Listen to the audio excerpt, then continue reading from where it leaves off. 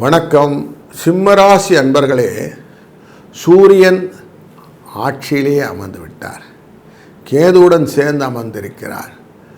உங்களுக்கு ரோகிணி நட்சத்திரத்திலிருந்து பயணம் செய்யக்கூடிய சந்திர பகவான் உங்கள் ராசி வரைக்கும் உள்ளே வரப்போகிறார்.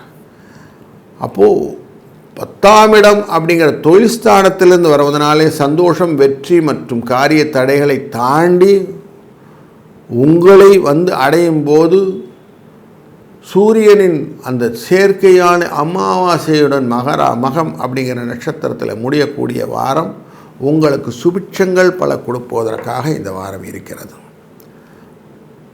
11ஆம் இடம் லாபஸ்தானத்திலே அமர்ந்திருக்கக்கூடிய குரு பணவரவைக்கு நிறைய வழி கொடுக்கிறார். குடும்பஸ்தானத்திலே அமர்ந்திருக்கக்கூடிய செவ்வாய் மருத்துவ தொடர்பான செலவுகளை வைத்து கொண்டிருக்கிறார் அப்படிங்கிறது பார்க்க முடிகிறது. அஷ்டமத்திலே இருக்கக்கூடிய சனி பகவான் தன் பார்வையாலே செவ்வாயை பார்ப்பதனாலே குடும்பத்திலே ஏகப்பட்ட கவலைகள் கஷ்டங்கள் இருந்தாலும் அதை நிவர்த்தி செய்யக்கூடிய எண்ண ஓட்டங்கள் வக்கரகதியில் இருப்பதனால் கிடைத்துவிடும்.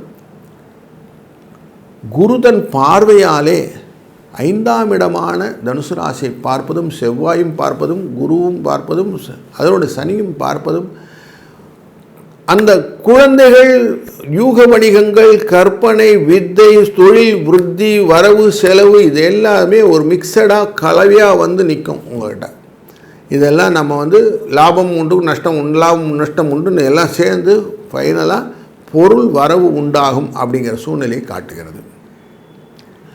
ரிண விமோச்சனம் அப்படிங்கிற இடத்த வம்பு சண்டை வழக்கு அப்படிங்கிற 6ஆம் இடத்தை சுக்கிரனும் புதனும் பார்ப்பதனாலே கொடுத்த பணம் சேரும், வழக்குகள் உங்கள் பக்கம் சாதகமாக முடிவதற்கு வாய்ப்புகள் உண்டு.